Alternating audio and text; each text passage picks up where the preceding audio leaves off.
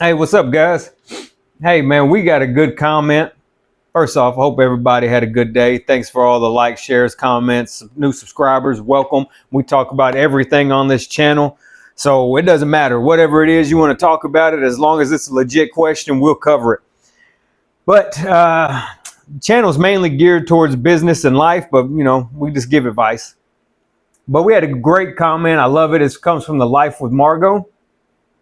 She said, I have a question I'd love for you to do a video on because I don't know anyone else on the internet that reads, researches, and works towards goals of self-improvement like I do. So sometimes I feel alone on the journey and get down and feel like I'll never get to my goals. Understandable. What do you do when that happens?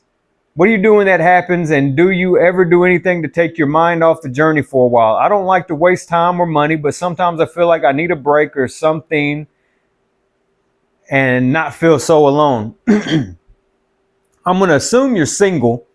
If you're not single, I'm going to assume your husband or boyfriend's not on the same page, which will make it for a hard relationship. Very hard. If your partner is not in the same space as you, it's very difficult because now they think you're just a cuckoo bird running around. They think you're weird or whatever.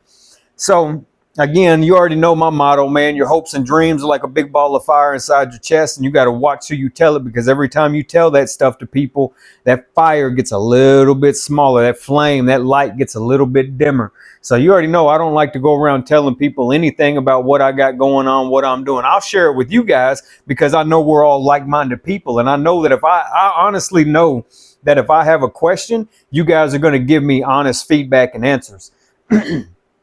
And I try to do the same for you. So when you ask me, sometimes I feel alone on the journey and get down and feel like I'll never get to my goals. What do you do when that happens? And do you ever do anything to take your mind off the journey for a while? Of course I take my mind off the journey. I mean, bodybuilders have cheat days, right? Of course I do things to take my mind off of it. But let's go back to the goals, and you're not feeling like you're going to get there. So what I do for that is when I set big goals, I make sure to stack little wins along the way. So whatever your goal is, all right, my goal is to be a real estate agent by, summer of 2025. I put a specific date, and that date is the day that I plan to be done with my real estate license and be a licensed agent by, May 2025. We'll say June 2025, I plan to be a licensed real estate agent, not taking the courses. I plan to be licensed June 2025. And then along that way, I stack little wins along the way. But you can't just focus. See, you can't just focus on one goal. People, you hear that term, focus on the few and not the many. In cases like this, I have to focus on the many, but my minis have to align to the bigger goal. So it might be June 2025, be a licensed real estate agent. Also, I want to save $10,000 by summer. Also, I want to get in shape. So I have multiple target points, and then under each one of those target points I have little wins that I like to stack. So become a licensed real estate agent is going to have its own real estate courses to study, this, so on and so on. Maybe learn real estate math, real estate law, so on and so on. Save $10,000. Let me put away $500 a week or whatever it is, $200 a week or $250 a week, whatever it is, and stack those little wins. And then, or $10 a day, or however you got to do that. And then, get in shape. I'm going to go to the gym this time. I'm going to work on this, and this. And you don't lie to yourself. So it's going to be very difficult if you constantly or continuously lying to yourself. And now, Greg, I know that you had asked some questions about goal stacking, or accomplishing and setting goals. So I hope this goes into what you had asked for. But that's what I do. And it keeps me from being burnt out because I'm focusing on the many, but they all align to get me to the final destination. Working out is great for a real estate agent because it allows me to be in shape as I'm showing houses. Saving money is great for a real estate agent because it allows me to buy new clothes, go shopping, do whatever it is that I need to do to look better or to look the part for the job. Being a real estate agent is self-explanatory. This is just all hypothetical. But that's how I do it. I don't just focus on one goal and nothing else. I focus on many goals, many, M-A-N-Y, and then I stack little wins along those many goals. So I have, 3, 4, 5 nice size goals that I plan to accomplish before summer. And under each one of those, I have little places, little peaks, little valleys, little plateaus that I can go through and say, okay, I'm going to do this. I'm going to do this. So, all the way up, we're going into freaking November. So by November, I need to be on my diet plan, doing this and this and this, and saving this amount of money and this and this and this. And I need to be in these study areas here, here, and here. And so, yeah, does it get hard? Hell yeah, it gets hard. This is what separates you from everybody else. This is what it is the hardest thing you're going to do. Personal development, self-improvement, it never stops. This is for life. It's for life. So you got to figure out a way that you're going to tackle this and that's sustainable for you, because you have to do this for the rest of your life. And if you can't really do this for the rest of your life, that's where you get stagnant. That's where people fall into alcoholism or drug use. It's a never-ending cycle. Personal development is a never-ending cycle. It never stops. And I know that might sound just strenuous, mind-blowing, just like, oh my God, I don't know if I could do this all these years. That's when you sit down and you time block. And you don't really have to time block. I've been doing this so long that I know what to do. My schedule looks like a 4 a.m. wake up. I might read a chapter. I either read a chapter in the morning. I like to read them before I go to bed. It helps me sleep better.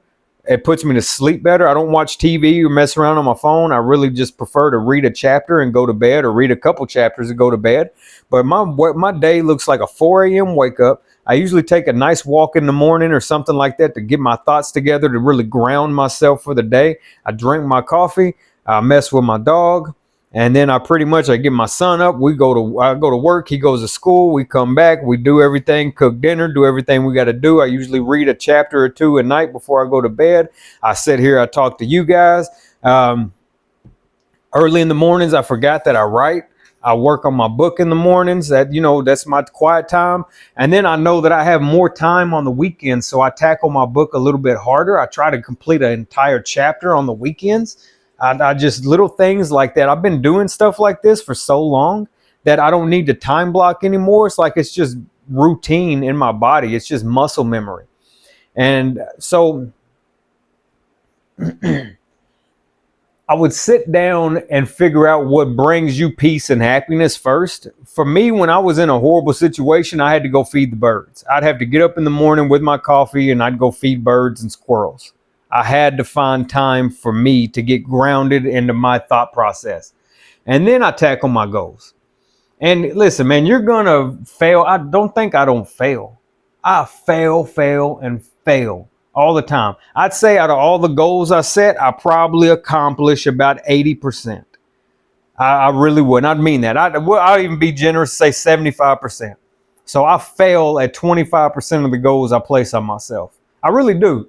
I don't know if you remember my vision board, but my vision board had certain things on it that I hadn't accomplished in the time that I set, but I'm fine with that because I stayed on the path. So I moved that much further along. I got that much further along with it. So you don't really have to beat yourself up about being on this journey and maybe not accomplishing a goal or not finishing this or finishing that, because it's common. It's common. But as long as you're actively moving forward all the time to be a better person, to put yourself in a better position, whether mentally, spiritually, financially, it doesn't matter. As long as you're actively moving forward every day to be a better person and put yourself in a better position, you're not failing. You're not failing. You're gaining ground. I mean, you're not failing.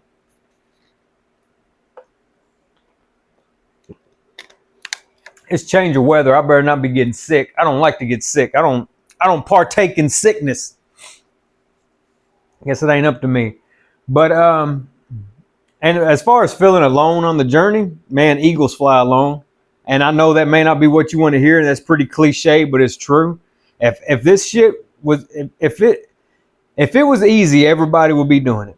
Plain and simple.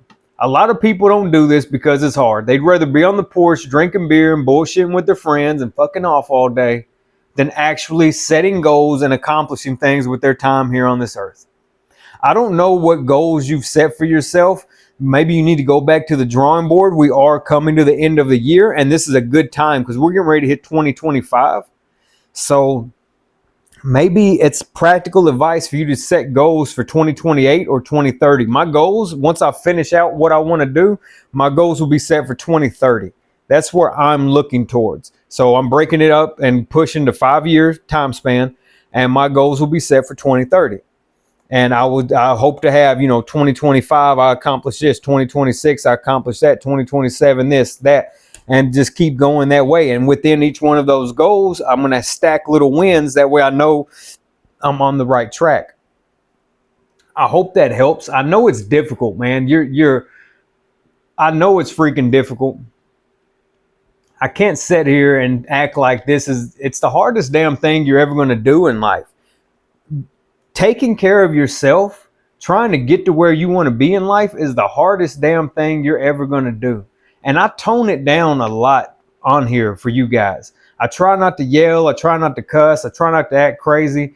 But you're going to have major periods of sacrifice constantly. Constantly. There's no other way to do it. You're going to be lonely. You're going to be left out in the cold, out in the dark, misunderstood. I mean, if you want to go against the masses and go against what everybody else is doing, you're going to be alone. Anybody that's ever accomplished anything, accomplished it pretty much alone.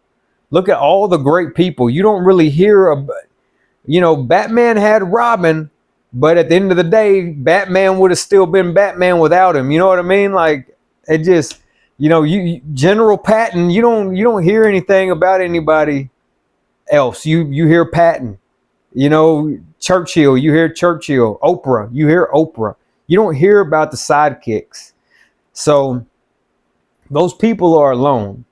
People that accomplish great things normally accomplish them alone.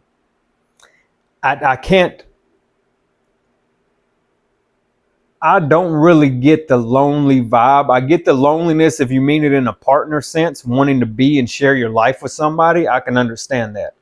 I can understand that because we all get that way to where I don't get lonely for friends. I don't get lonely for fishing buddies and shit like that. I don't get lonely for that. I just don't get lonely for that. It's like Maneater said, when you're at the bottom, most people ain't worth knowing. So what are those people really going to bring to the table for me besides, dependencies and substance abuse and, so I don't really get lonely for that. But as far as being lonely for companionship, in your case, a husband, I can understand that because everybody gets lonely. Everybody wants a wife or a husband or just an all around general partner to share their time with. Everybody wants that. So, I guess that's when you got to figure out your risk factor and figure out, what are you willing to tolerate? What are you not?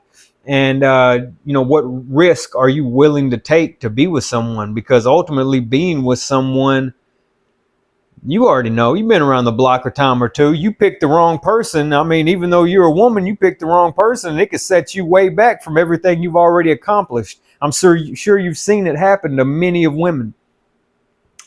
So that's pretty much it for me.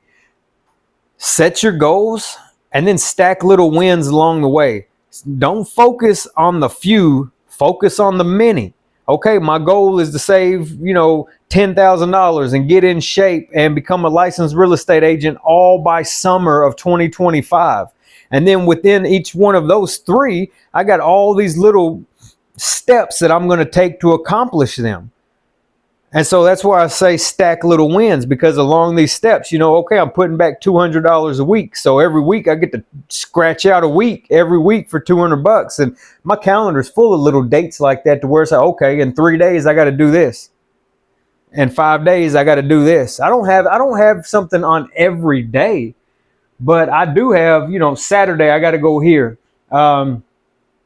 Next week, I got to go to the doctor, I got to pay this bill this day. I do have my things mapped out there. That way, every few days, I got something. And so I stack little wins. And it makes me feel good when I cross it off. And it's like, okay, I did that. I saved that money. I did that. I studied. I did what I was supposed to do. So it's what helps me.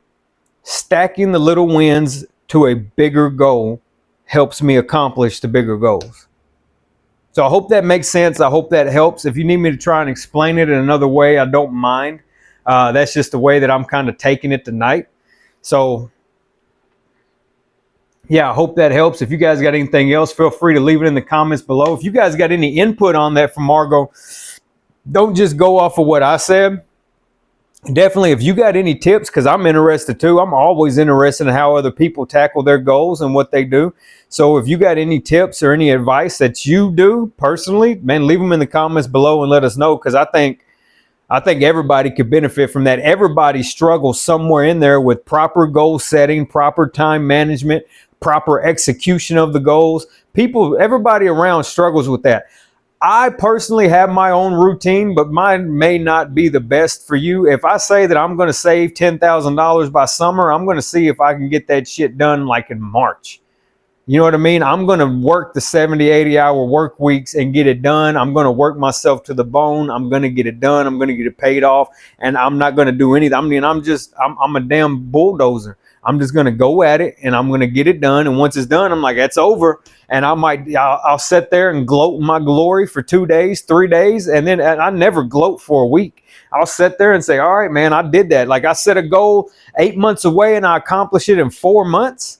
I'm like, damn, I did that. I'm a bad motherfucker. And then I sit there and I gloat on it for 2 days. And then, I mean, that's what I do. And so I'm a little bit different. I don't really play around. When I set a goal and when I set something serious, I see it, I see the vision, I set a clear path to it, and I execute on that. And I don't stop until complete. And that's the God's honest truth. I see a vision, I set a clear path to it, and I execute. And I don't stop until complete.